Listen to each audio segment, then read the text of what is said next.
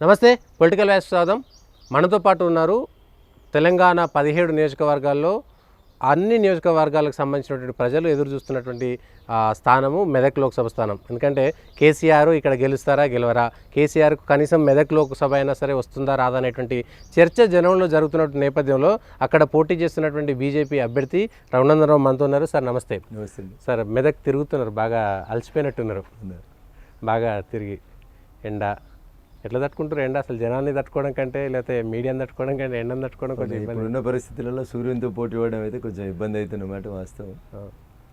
గత నెల రోజుల నుంచి సూర్యభగవానుతో పోటీ చేసి యుద్ధం చేస్తున్నాము.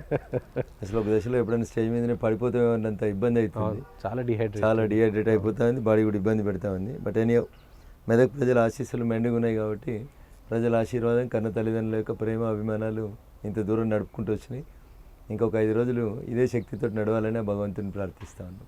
ఓకే, ఏమైనా ప్రత్యేక చర్యలు తీసుకుంటున్నారా? అంటే 9-10 మంచినీళ్ళు తాగడం తప్ప ఇంకా చర్యలు ఏం లేదు. నేను అన్నామలయ్య గారు సంగారెడ్డికి వస్తే మధ్యాహ్నం 12 నుంచి 1 గంట దాకా స్పీచ్లు నడిచినాయి. 11 నుంచే ర్యాలీ ఎండలో ఉన్నాం, 2.5 గంటలు ఎండలో ఉన్నాం. ఇంకా అదే శరీరానికి ఒక రకమైనటువంటి డిహైడ్రేషన్ అయితే ఎక్కువ అవుతుంది.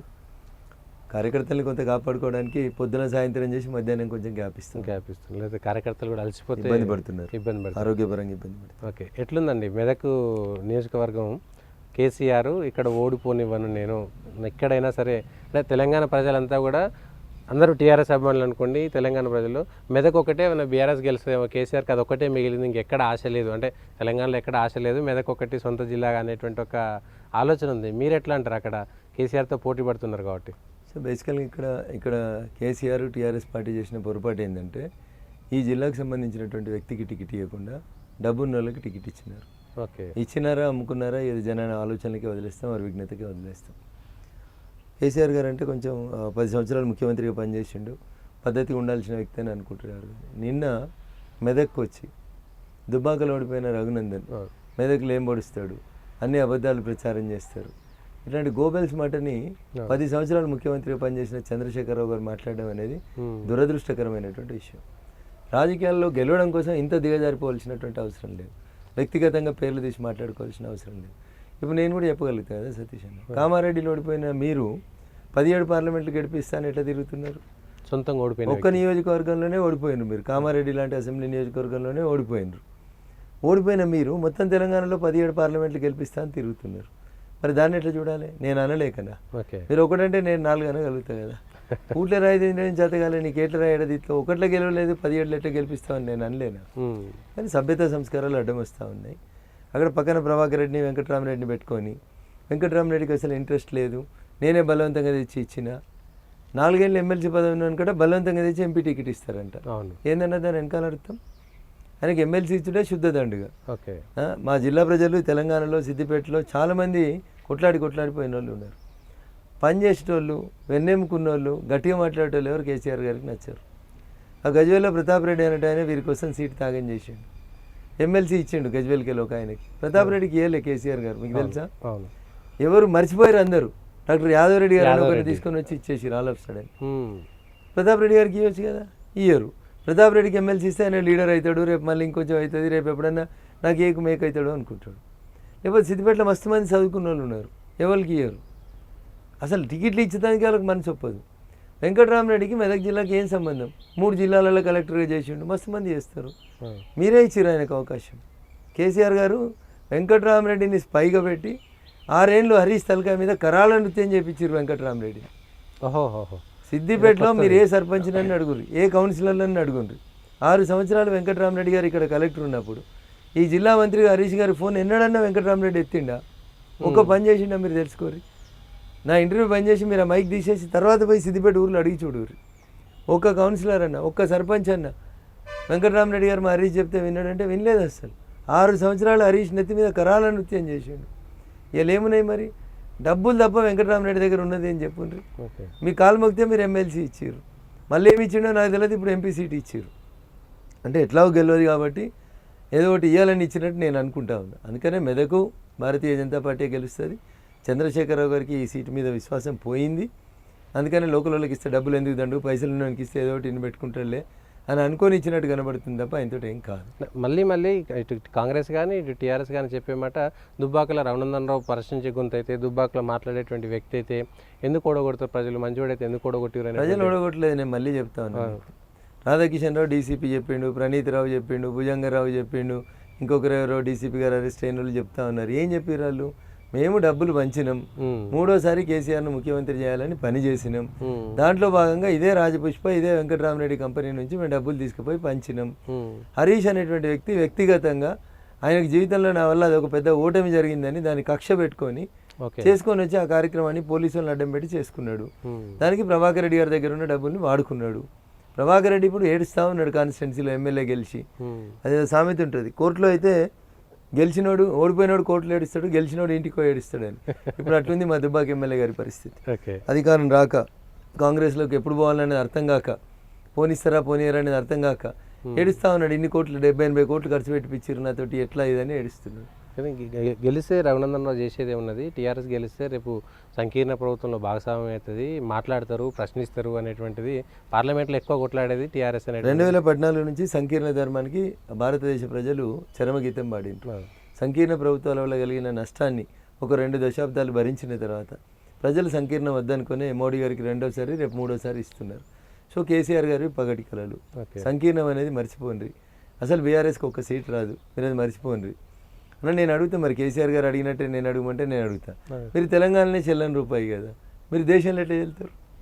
10 ఏళ్ళ మీ పాలన తర్వాత మీరు వద్దనుకొని ప్రజలు మిమ్మల్ని ఇంటికి పంపించారు అంటే తెలంగాణలో మీరు చెల్లని రూపాయా చెల్లని రూపాయా? చెల్లని రూపాయా కదా. మరి తెలంగాణ చెల్లని రూపాయి కేసీఆర్ దేశంలో ఎట్లా చెల్తాడు? సంకీర్ణం ఎట్లా వస్తుంది? సంకీర్ణం వచ్చామంటే ఆయన ఎందుకు పోటీ చేయడు? బిడ్డ ఎందుకు పోటీ చేయదు? కొడుకు ఎందుకు పోటీ చేయడు? వాళ్ళు పార్టీ పెట్టిన నాటి నుంచి ఇయ్యాలడు దాకా అంటే వాళ్ళు త్యాగం చేసినట్లు లెక్క. ఏం త్యాగం చేసారు? బొంద త్యాగం. త్యాగం అంటే ఆ ఎమ్మెల్సీ పదవి, వెంకటరామరెడ్డికి ఇచ్చే ఎమ్మెల్సీ పదవి ఆ శంకరమ్మకి ఇస్తే దాన్ని ఒక త్యాగం అంటారు. ఎంత ఎంత ఇది అంటే వీళ్ళ గురించి మాట్లాడానంటే, ఈ మధ్యలో రఘునందన్ బూతులు ఎందుకు మాట్లాడుతున్నారని కొంతమంది మిత్రులు అడుగుతారు. వెంకటరామరెడ్డి అనేటువంటి కలెక్టర్ కాళ్ళు మొక్కితే మీరు కలెక్టర్కి ఎమ్మెల్సీ ఇచ్చారు, రిజైన్ చేయించి. శంకరమ్మ ఏమేమి పాపం చేసుకుందన్న? రంగదాంపల్లి చౌర, అరే ఆత్మాభిమానం అన్న, అందరు కాళ్ళు మొక్కరన్న. రంగదాంపల్లి చౌరస్తా కాడ హరీష్ రావు గారు పెట్రోల్ పోసుకొని అగ్గిపెట్టే మర్చిపోతే, ఎల్బీ నగర్ చౌరస్తాలో శ్రీకాంతాచారి అగ్గిపెట్టే తెచ్చుకున్నాడు, పెట్రోల్ తెచ్చుకొని అంటు పెట్టుకున్నాడు. ఆఖరికి 150 కోట్లు 200 కోట్లు పెట్టి అమరవీరుల స్తూపం కట్టినామని ఓపెనింగ్ చేసే కంటే ముందు రోజు మొత్తం సోషల్ మీడియాలో శంకరమ్మకి ఎమ్మెల్సీ పదవి ఇచ్చినామని దాన్ని అంతా ప్రకటనలాగా ఇచ్చి ఆమెకి ఇంటి గన్మెన్లు పోయిరని ముచ్చట చెప్పిరని రకరకాల కథలు ప్రచారం చేసుకున్నారు కదన్నా. కొంచెం అందరం బాధ అనిపించదా? సిగ్గానే పదం వాడితే బాగుండదేమో కానీ కొంచెం అందరూ కూడా బాధ అనిపించదు అన్న వాళ్ళకి. అసలు ఏం మనుషులు అన్న వీళ్ళు? శంకరమ్మకి ఇస్తే తప్పేందన్నా? వెంకటరామరెడ్డికి ఉన్న అర్హత ఏంది, శంకరమ్మకి లేనిది ఏందన్నా? ఓన్లీ డబ్బులు. ఓడిపోయినాక కూడా డబ్బులే, ఓడిపోయినాక కూడా సీట్లు అమ్ముకోవడమే. ఈ పద్ధతి మారినంతసేపు బీఆర్ఎస్ తెలంగాణ ప్రజలకి దూరం అయిపోయిందన్న. చంద్రశేఖరరావు ఎన్ని డ్రామాలు చేసిన ఇక్కడ మాట్లాడలేడు, ఏముంటుంది అని బట్టి గ్యాస్ మాటలు మోడీవి, రఘునందన్ రావు గ్యాస్ మాటలు తప్ప ఏం లేవు, మేమే మాట్లాడతామంటారు. సో మీ గ్యాస్ మాటల, నరేంద్ర మోడీ గారి గ్యాస్ మాటల ప్రపంచం అంతా చెప్పింది. ఒకసారి, 2 సార్లు, 3వ సారి, వారు మొదటిసారి ముఖ్యమంత్రి అయిన గుజరాత్లో 7వ సారి కంటిన్యూస్గా భారతీయ జనతా పార్టీ గెలిచి వస్తుంది. జూన్ 4 దాకా అయితే తెలుస్తుంది కేసీఆర్ గారి గ్యాస్ మాటల, నరేంద్ర మోడీ గారి గ్యాస్ మాటల ప్రజలు ఎవరి పక్షాన ఉన్నారనేది తెలుస్తుంది. పార్లమెంట్లో కొట్లాడాలంటే బీఆర్ఎస్ ఏం కొట్లాడిరన్న? 10 ఏళ్ళ నుంచి ఏం కొట్లాడిరు చెప్పు? ఒక కొట్లాట చూపెట్టు, ఒకటి సాధించి చెప్పు. ఒక టీఆర్ఎస్ ఎంపీ 10 బస్సులు ఎంపీ పోతే 20 బస్సులు చేసుకున్నాడు, 100 బస్సులు చేసుకున్నాడు. 10 పోల్ట్రీ ఫామ్లు ఉన్నాయని పోతే 100 పోల్ట్రీ ఫామ్లు చేసుకున్నాడు. 100 ఎకరాలు ఉన్న ఆశయం పోతే 1000 ఎకరాలు చేసుకున్నాడు. 1000 కోట్ల కాంట్రాక్టర్ పోతే 2000 కోట్లు చేసుకున్నాడు, 10,000 కోట్లు చేసుకున్నాడు. నామా నాగేశ్వరరావు కాంట్రాక్ట్లు చేసుకోకపోతే ఏం చేసుకున్నాడు? రంజిత్ రెడ్డి పోల్ట్రీ ఫామ్లు పెంచుకోకపోతే ఏం చేసుకున్నాడు? సోనీ ట్రావెల్స్ అధినేత ప్రభాకర్ రెడ్డి గారు బస్సులు పెంచుకొని ఎంఆర్ఎఫ్లో, పెప్సీలో, కోకోకోలా బస్సులు పెట్టుకోకపోతే ఏం చేసిండు? మన్నె శ్రీనివాసరెడ్డి గారు 2 కంపెనీలు ఉన్నాడు, 4 కంపెనీలు చేసుకున్నాడు. నరసింహారెడ్డి అని నల్గొండలో పోటీ చేసిన ఆయన 100 ఎకరాలకి వెళ్ళి 1000 ఎకరాలకు వచ్చిండు. ఇది తప్ప టీఆర్ఎస్ ఎంపీలు చేసింది ఏముందన్న? ఒక ఎంపీ ఒక పని చేసింది చూపెట్టరు, పార్లమెంట్లో కొట్లాడి ఒకటి తెచ్చింది చెప్పుండ్రి. ఏం తెచ్చిరన్న వీళ్ళు? వీళ్ళు కొట్లాడే ఎక్కడిదన్న? అసలు వీళ్ళు మొత్తానికి అబద్ధాల పునాదుల మీద ఎదుగుతూ ఉన్నారన్న. ఇంకో మాట చెప్పాలి, బాధ అనిపిస్తుంది. పార్లమెంట్ సభ్యుడిగా గెలిస్తే ఎన్నడూ పార్లమెంట్ కోలేదు. 2% అటెండెన్స్ పర్సెంటేజ్ కేసీఆర్ గారిది పార్లమెంట్ సభ్యునిగా. ముఖ్యమంత్రి అయితే నెలకు ఒకరోజు సెక్రటరియట్ రాలే, మొత్తం కొన్ని ఏళ్ళు సెక్రటరియట్ కోలేదు. 7 ఉంటేంది, 7 పరిపాలిస్తుంది అని ఎదురుదాడి చేసిండు. ఈయన ప్రతిపక్ష నాయకుడు తీసుకున్నాడు, ఒకరోజు అసెంబ్లీకి రాలేదు. అసెంబ్లీ నడవని రోజు సాటుకోయి స్పీకర్ దగ్గర ప్రమాణ స్వీకారం చేసి వచ్చిండు. ఎట్లా నమ్మాలమ్మా జనం? గజ్వేల్కి 1 రోజు రాలేదు, ఎందుకు నమ్మాలి జనం? నేను ఓకే. ఇది కేసీఆర్ ఫేట్. నేను గెలిస్తే 365 రోజులు ఆడనే ఉన్న దుబ్బాకల. సరే, రాజకీయాల్లో గెలిపోవడం సహజం. నువ్వు కూడా ఓడిపోయినావు కదా, ఇప్పుడు నీ ప్రభుత్వమే పోయింది కదా. నేను అందుకని అడుగుతున్నా, తెలంగాణలో చెల్లని రూపాయి అయిన మీరు మరి దేశంలో ఎట్లా చెల్తారు? మీ వెనక రాముడు ఉన్నాడు. నిన్న నుంచి కేసీఆర్, కేటీఆర్, అద్దంకి దయాకరు, ముఖ్యమంత్రి రేవంత్ రెడ్డి గారు అన్నారు ఆ మాట. బీజేపీ హిందుత్వ వైపు నెట్టివేయబడుతుంది భారతదేశం అనేటువంటి మాట మాట్లాడారు. రాముడు తప్పితే బీజేపీకి ఏమున్నది, కాంగ్రెస్ అధికారంలోకి వస్తే కదా పేద ప్రజలకు న్యాయం జరిగేది అన్నమాట. సో కాంగ్రెస్ అధికారంలోకి వస్తే పేద ప్రజలకు ఏం జరుగుతుందో నాకు తెలియదు, కానీ నిన్నగాక మన కర్ణాటకలో అధికారంలోకి వచ్చింది. రేవంత్ రెడ్డి గారి కంటే ఒక 6 నెలల ముందో 8 నెలల ముందో కర్ణాటకలో అధికారంలోకి వచ్చారు. కర్ణాటకలో అధికారంలోకి వచ్చిన కాంగ్రెస్ పార్టీ పాలిస్తున్న రాష్ట్రంలో కళ్యాణ్ జ్యువెలర్స్ అనే సంస్థ దగ్గర బాంబులు పేలుతాయి, రామేశ్వరం అనేటువంటి ఒక కేఫ్ దగ్గర బాంబులు పేలుతాయి. మరి మిగతా భాజపా పాలిత రాష్ట్రాల్లో ఎందుకు పేల్తలేవు? మేము మతాన్ని హింసను ప్రేరేపించడం అయితే మేము పాలించే రాష్ట్రాలలో ఎందుకు పేల్తలేవు? కర్ణాటకలో ఎందుకు పేలినాయి? ఆ పక్కకు వస్తే తమిళనాడులో కోయంబత్తూరులో బాంబులు పేలినాయి. ఎవరు పాలిస్తున్నారు ఈ రాష్ట్రాన్ని? భాజపా పాలిత రాష్ట్రంలో దేశంలో గత 10 సంవత్సరాలుగా బాంబ్ బ్లాస్ట్లు అనేటువంటి ఇన్సిడెంట్స్ లేవు. ఎప్పుడూ హైదరాబాద్లో గోకుల్ చాటు, లుంబిని పార్కు, ఆ సాయిబాబా గుడి ఇట్లాంటి ప్లేస్లలో వేలిన తర్వాత మళ్ళీ దేశం లోపల బాంబ్ బ్లాస్ట్లు తగ్గిపోయినాయి. 0% వచ్చినాయి, 0% వచ్చినాయి ఆల్మోస్ట్. ఇప్పుడు మళ్ళీ కాంగ్రెస్ పాలిత రాష్ట్రాలలో బాంబులు పేలుతూనే ఉన్నాయి. దీనికి అంతటికీ కారణం కాంగ్రెస్ ఆలోచన విధానం, కాంగ్రెస్ నాయకుల పనితీరు. యాసిన్ మాలిక్ని మన్మోహన్ సింగ్ గారు పోయి కలుస్తారు, యాసిన్ మాలిక్ని మన్మోహన్ సింగ్ గారు పోయి కలుస్తారు. ఏం మాట్లాడతాం? ఇంకా తీవ్రవాదుల్ని కలిసే దేశాధ్యక్షులు ఉన్న తర్వాత ఇంకేం చెప్పగలుగుతాం చెప్పండి. ఇంకా కొంచెం ఇది వస్తే మన రాష్ట్రంలో రేవంత్ రెడ్డి గారికి బాగా దగ్గర, అది సలహాదారునిగా తెచ్చిపెట్టుకున్నాడు షబ్బీర్ అలీ గారు. కామారెడ్డి గత ప్రభుత్వంలో ఎప్పుడో కాంగ్రెస్ ఉన్నప్పుడు మంత్రి. గణేష్ నవరాత్రులు జరుగుతున్న సందర్భంలో బాంబులు వేసిన తీవ్రవాదులు ఇంటికి పోయి కలిసి వస్తాడు, జైలుకి పోయి కలిసి వస్తాడు. అప్పుడు ఉన్నటువంటి ముఖ్యమంత్రి రాజశేఖర రెడ్డి గారికి ఇంటెలిజెన్స్ సంస్థలు హెచ్చరిస్తాయి, మేము కష్టపడి తీవ్రవాదులను పట్టుకొస్తే ఈయన వచ్చి ఇడిపించకపోతున్నాడని హెచ్చరికలు చేస్తాయి. ఇలా షబ్బీర్ అలీ ఎవరికి సలహాదారు? రేవంత్ రెడ్డి గారికి సలహాదారు. మరి రేవంత్ రెడ్డి గారు అంతకంటే గొప్పగా ఏం మాట్లాడతారు? అంతకంటే గొప్పగా ఏం ఎక్స్పెక్ట్ చేస్తాం మనం రేవంత్ రెడ్డి గారి నుంచి? ఇక దయాకర్ అయితే ఆయన నోటికే మొక్కాలి. ఆయన హిందువా, ముస్లిమా, క్రిస్టియనా ఆయనకే తెలియాలి. ఏం మాట్లాడుతున్నాడో ఆయనకే తెలియాలి. ఎందుకు మాట్లాడుతున్నాడో కూడా భగవంతుడే ఇది చేయాలి. ఆయన నమ్మిన జీసస్ ఆయనను కాపాడాలి తప్ప ఇంకొకటి కాపాడలేడు. కాబట్టి రామరాజ్య స్థాపన జరగాలని రఘునందన్ రావు, నరేంద్ర మోడీ గారు చెప్పలేదు. భారత రాజ్యాంగాన్ని రాసిన బిఆర్ అంబేద్కర్ గారు రాసిన భారత రాజ్యాంగం పుస్తకం ఒరిజినల్ ప్రింట్ తీసుకొని చూడుర్రి. దాని మీదనే రాముని బొమ్మలు, రామాయణం బొమ్మలు, మహాభాగవతం బొమ్మలు దాంట్లోపల చిత్రీకరించబడి ఉన్నాయి. వీళ్ళు దాన్ని తీసుకొచ్చే రాముడు కొత్త, ఇలా రాముడిని మేము తీసుకొచ్చిన ఎందుకవుతుంది? ఈ ఘటనే రాముడు నడయాడిన నేల కదా. రామునికి గుడి కావాలనేది ఒక 500 ఏళ్ల కోసం జరుగుతున్న పోరాటం. దానికి ఒక ముగింపు వచ్చింది నరేంద్ర మోడీ గారి నాయకత్వం ఉన్నప్పుడు. దానికి మేము ఆ గుడికి ఫెసిలిటేట్ చేసినాం, కట్టించినాం, భక్తులకి రవాణా మార్గం కానీ ఇతరత్ర కానీ పెంచినాం. దానికి బీజేపీ రాముని గుడి గురించి మాట్లాడుతుందంటే మిమ్మల్ని కూడా పిలిచిరు కదా. ఆ ట్రస్ట్ వాళ్ళు మేము కట్టలేదు, అని ట్రస్ట్ సభ్యులు సోనియా గాంధీ గారిని పిలిచిర్రు, ప్రియాంక గాంధీ గారిని పిలిచిర్రు, రాహుల్ గాంధీ గారిని పిలిచిర్రు. మీరు హిందువులు అయితే వచ్చేటోళ్ళేమో, మీరు కారు కాబట్టి రానట్టున్నారు. బహుశా మాకుంది హిందువులకు పరమత సహనం, కానీ మీకు లేదు అట్లా. జంజం వేసుకొని అప్పుడప్పుడు గుళ్ళలకు వస్తారు, కానీ రాములవారి గుడికి రావడంలో మీకు ఇబ్బంది ఏముంటుంది? సో అందుకని కాంగ్రెస్ ఉద్దేశపూర్వకంగా ప్రజల అటెన్షన్ని డైవర్ట్ చేసేందుకు రిజర్వేషన్లు, రాజ్యాంగం అని చెత్త పంచాయతీ తెస్తుంది తప్ప నరేంద్ర మోడీ గారి నాయకత్వంలో మేము సబ్కా సాత్ సబ్కా వికాస్ అనే ముందుకు పోతా ఉన్నాం. రేవంత్ రెడ్డి గారికి వాళ్ళ అసెంబ్లీ కాన్స్టిట్యున్సీ కొడంగల్ పోయి చూడమని మొన్న చెప్పిన నేను.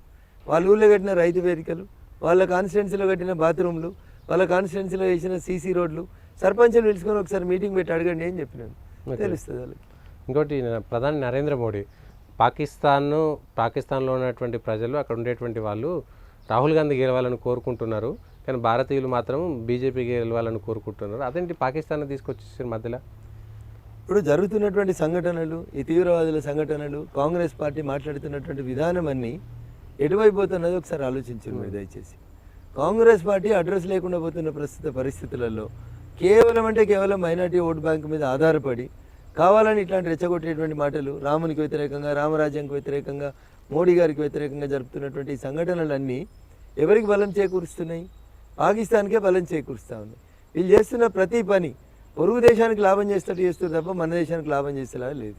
అందుకనే ప్రజల ముందు వాస్తవాలు ఉంచాలి కాబట్టి మోడీ గారు ప్రజల ముందు వాస్తవాలు ఉంచారు. మీరు మెజారిటీ ప్రజలను అక్రమ చేసుకుంటే వాళ్ళు మైనార్టీ ప్రజలను అక్రమ చేసుకున్నారు, అందులో తప్పే ఉన్నది.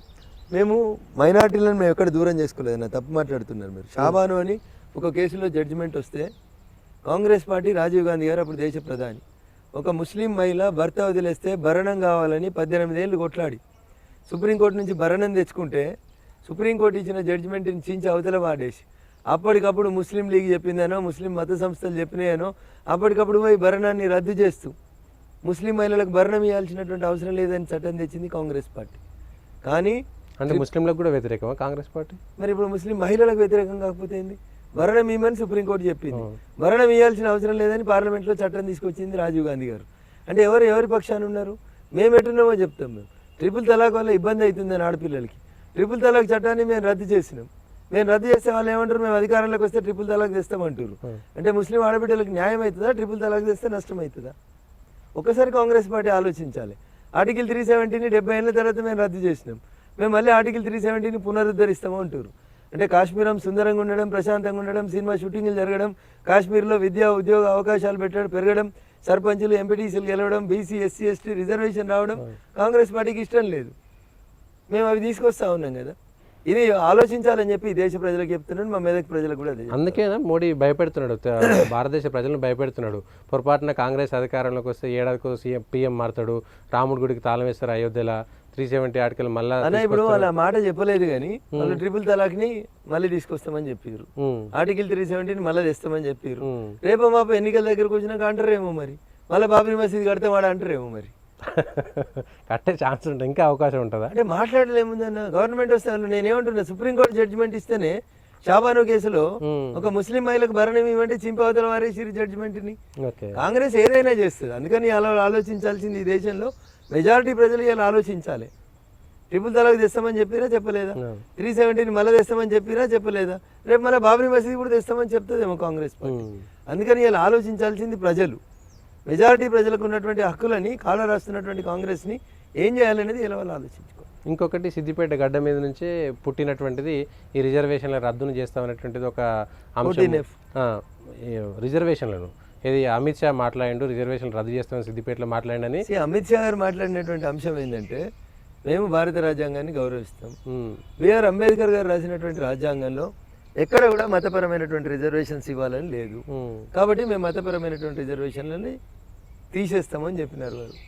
మీరు తీసుకొచ్చి పెట్టినటువంటి 5% రిజర్వేషన్ బీసీలకు ఉన్నటువంటి 27% కోటాలకి వెళ్ళి తగ్గిపోతుంది. కాబట్టి మీరు బీసీలకు అన్యాయం చేస్తున్నారు, మేము అది తీసేసి బీసీలకే ఇస్తామని చెప్పినారు. దాంట్లో తప్పేముంది? జనాభాలో 55% ఉన్న బీసీలకి ఇంకా రిజర్వేషన్ పెంచాల్సింది పోయి. కానీ కాంగ్రెస్ వాదన అట్లా కాదు. మోడీ ఈ 2025లో మొత్తం రాజ్యాంగాన్ని రద్దు చేస్తాడు, రిజర్వేషన్లు రద్దు చేస్తాడు, బీసీలు ఎస్సీ ఎస్టీలారా ఆలోచించుకోండి అని చాలా తీవ్రంగా హెచ్చరిక. 126 సార్లు భారతదేశ రాజ్యాంగానికి సవరణలు జరిగితే 100 పైచిలకు సార్లని దేశ తొలి ప్రధాని జవహర్లాల్ నెహ్రూ దగ్గర నుంచి మొదలుకుంటే ఇందిరాగాంధీ గారి వరకు అందరూ మార్చుకుంటూ వచ్చారు ఈ దేశ రాజ్యాంగాన్ని. అంటే సవరణ మేము ఎక్కడ కూడా సవరణ చేసినటువంటి సందర్భంలో కంపల్సరీ అయితేనే చేసినాం, సాధ్యమైనంత వరకు తగ్గించుకుంటూ చేసినాం. లేని అంశాన్ని ఇప్పుడు ఓటమికి ఒక కారణం కావాలి కాంగ్రెస్ పార్టీకి, లేదా 4 ఓట్లు తెచ్చుకోవడానికి ఒక మార్గం కావాలి. ఇప్పటిదాకా జరిగినటువంటి 3 విడతల ఎన్నికలలో 3 సీట్లు గెలుస్తామో గెలవమో అనే భయంతో రిజర్వేషన్ అంశాన్ని తెరపైకి తెచ్చేటువంటి కార్యక్రమం చేస్తారు, అంతకుమించి ఇంకొకటి. సరే, ఫైనల్గా తెలంగాణలో మీ టాలీ ఎంత, బీఆర్ఎస్ టాలీ ఎంత, కాంగ్రెస్ టాలీ ఎంత మీరు చూస్తున్నారు? BRS will be a big zero. BRS will be a big zero. Okay, ఎందుకంటే తిరుపతికి వస్తే కత్తెన నెత్తెన మనది కావాలి. ఈ ఎన్నికలలో బీఆర్ఎస్ కత్తి కాదు నెత్తి కాదు. ఒక ఎంపీ గెలిచిండు అనుకో పొరపాటున ఎక్కడైనా, ఆయన గంట సేపు కూడా ఉండడు, తెల్లారిపోయి కాంగ్రెస్లో జాయిన్ అవుతాడు. అంతకంటే ఎక్కువ ఆయనకు వేరే ఆప్షన్ ఉండదు. ఈ రాష్ట్రంలో ఏమైనా పని కావాలి, పైరోలు కావాలి, భూ కబ్జాదారులు, రియల్ ఎస్టేట్ చేసే వాళ్ళు ఉంటే అర్జెంట్గా పోయి కాంగ్రెస్లో చేరుతారు, లేదంటే ఢిల్లీకి పోయి ఇంకొక పార్టీలో చేరుతారు. గెలిచిన ఒకటి మొత్తం 100% పోయి కలిసిపోతే అయిపోతుంది కదా అని కలిసేస్తారు అది. కాబట్టి ప్రజలకు నేను చేసేటువంటి అప్పీల్ ఒకటే, సిద్దిపేట జిల్లాలో, మెదక్ జిల్లాలో ఈ జిల్లా గురించి పూర్తిగా అవగాహన ఉన్నోని, ఈ జిల్లాలో ఉన్న ప్రతి సమస్య మీద కొట్లాడినోని, నేను పేద ప్రజల గొంతుగా నిలబడినోని. పైసలు లేకపోవచ్చు నా దగ్గర, కేసీఆర్ గారి దగ్గర ఉన్నట్టు, హరీష్ రావు గారి దగ్గర ఉన్నట్టు, వెంకటరామరెడ్డి గారి దగ్గర ఉన్నట్టు నా దగ్గర లక్షల కోట్లు లేకపోవచ్చు. కానీ నా గొంతు 24 గంటలు ఈ జిల్లా కోసమే పనిచేసింది, నా గొంతు 24 గంటలు పేద ప్రజల కోసమే పనిచేసింది. నా దుబ్బాకని ఎట్లయితే నా ఆశగా శ్వాసగా చూసుకున్నాను, రేపు మెదక్ పార్లమెంట్ని కూడా నా ఆశగా శ్వాసగానే చూసుకుంటాను. ఇవాళ కేసీఆర్ గారు వచ్చేదో కొత్తగా సెంటిమెంట్ రెచ్చగొట్టేటువంటి కార్యక్రమం చేస్తే 10 ఏళ్ళు ఎంపీ ఉన్నాడు ఈ ప్రభాకర్ రెడ్డి ఏం చేసిండు? మీరేం చేసిరు? మెదక్ జిల్లాకి ఎన్ని కంపెనీలు కొత్తగా వచ్చినాయి? దుబ్బాకి ఎన్ని వచ్చినాయి, లేకపోతే గజ్వేల్కి ఎన్ని వచ్చినాయి, లేకపోతే మెదక్కి ఎన్ని వచ్చినాయి చెప్పమని ఉండ్రి. అస్తిత్వం కోల్పోయినటువంటి పార్టీగా బీఆర్ఎస్ మిగిలిపోతుంది. ఒక రకంగా చెప్పాలంటే టైటానిక్ లాగా మిగిలిపోతుంది. ఒక సముద్రంలో ఎప్పుడో ఒక పడవ మునిగిపోయిందంటే దాని పేరు టైటానిక్ అని చెప్పుకున్నట్టు బీఆర్ఎస్ పార్టీ అట్లా మునిగిపోతుంది ఎన్నికల తర్వాత. వాళ్ళు ముగ్గురు కూడా మిగులుతారా మిగిలారా నాకు డౌటే. ఇద్దరే మిగులుతారని నేను అనుకుంటున్నాను, తండ్రి కొడుకులు. ఓకే, కాంగ్రెస్ పరిస్థితి ఎట్లుంటారు? కాంగ్రెస్ ఈజ్ ట్రయింగ్, అధికారంలో ఉన్నారు కాబట్టి అధికారము, డబ్బు, యంత్రాంగం, మిషనరీ అన్ని పెట్టి చివరి దాకా తప్పుడు ప్రయోజనాల కోసం, ప్రయత్నాల కోసం పోలీసులను అడ్డం పెట్టి పోయిన ప్రభుత్వం ఎట్లా చేసిందో వీళ్ళు కూడా అట్లా చేస్తారని నేను అనుకుంటున్నాను. కానీ చూద్దాం, wait and see. I'm confident that we're going to get almost all seats. 17 Hyderabad కూడా, మెదక్ కూడా. అరే మెదక్ అన్నిటికంటే ముందు గెలిచే సీట్ అన్న. మెదక్ కూడా ఏంది, మెదక్ అన్నిటికంటే ముగ్గురు అభ్యర్థుల గుణగణాన్ని పక్కన పెట్టి చూడురి, ముగ్గురు అభ్యర్థుల్ని పక్కన పెట్టి చూడురి. భూబకాసురుడు కలెక్టర్ కుర్చీలో కూర్చొని భూదందా చేసినోడు, అవినీతి పరుడు, అవినీతికి పర్యాయపదం అంటే వెంకటరామరెడ్డి, గసంటోడు ఒక దిక్కు. అరే ఆయన సర్పంచ్ క్యాడర్ వారు నీలమ్మది గారు, వారిని తీసుకొచ్చి పార్లమెంట్కి పంపిస్తే ఏం చేస్తారు, ఏం చేయగలుగుతారు? ఒకసారి ఆలోచించాలి మీరు. అందుకని ఎట్లా చూసినా Raghunandan is the best option. భారత ప్రభుత్వం కూడా నరేంద్ర మోడీ గారి నాయకత్వంలో రాబోతుంది, బీజేపీ అధికారంలోకి రాబోతుంది. కాబట్టి కేంద్రంలో అధికారంలో ఉన్న పార్టీ ఎంపీ గెలిస్తే 4 మంచి పనులు చేస్తాడు. రఘునందన్ గెలిస్తే అభివృద్ధి జరుగుతుంది, కాంగ్రెస్ గెలిస్తే బాంబులాటాగా మారుతుంది, ప్రగతి నిరోధక శక్తులుగా కాంగ్రెస్ పార్టీలు మారుతారు. కాబట్టి దయచేసి ఆలోచించమని నేను మా మెదక్ జిల్లా ప్రజలకు విజ్ఞప్తి చేస్తాను. నమ్మకం ఉందా? మళ్ళీ మనం ఫలితాల తర్వాత ఇది మాట్లాడుకుంటామా? 100% మాట్లాడుతాం. వెనకాల రాముడు సీత ఉంది, 100% మాట్లాడతాం. రఘునందన్ ఎప్పుడైనా ఇట్లే మాట్లాడతాడు. ఎంపీగా మాట్లాడతారా మళ్ళీ ఫలితాల తర్వాత? తప్పకుండా మీరు 100%. సరే, ఆ సవాల్ స్వీకరించాలి తప్పకుండా. మళ్ళీ ఎంపీగానే మనం ఇంటర్వ్యూ చేసుకోవాలి. ఖచ్చితంగా. సరే చూద్దాం మరి మెదక్లో ఎట్లుంటుందో చూద్దాం. ఇది మెదక్లో ఖచ్చితంగా గెలుస్తాను, కాంగ్రెస్ గెలిస్తే బాంబుల గడ్డ అవుతుంది, బీజేపీ గెలిస్తే అభివృద్ధి అడ్డ అవుతుంది అనేటువంటి ఒక నినాదంతో మెదక్లో వెళ్తున్నారు. విచిత్రంగా ఇక్కడ కాంగ్రెస్ బీజేపీ మధ్యన పోటీ ఉంది, టీఆర్ఎస్ థర్డ్ ప్లేస్లోకి వెళ్తుంది అనేటువంటి మాట చెప్తున్నారు. మరి ఎట్లా ఉండబోతుంది మెదక్ అనేటువంటి చూద్దాము. ఇది రఘునందన్ రావు గారు మెదక్ సంబంధించినటువంటి అంశాలు.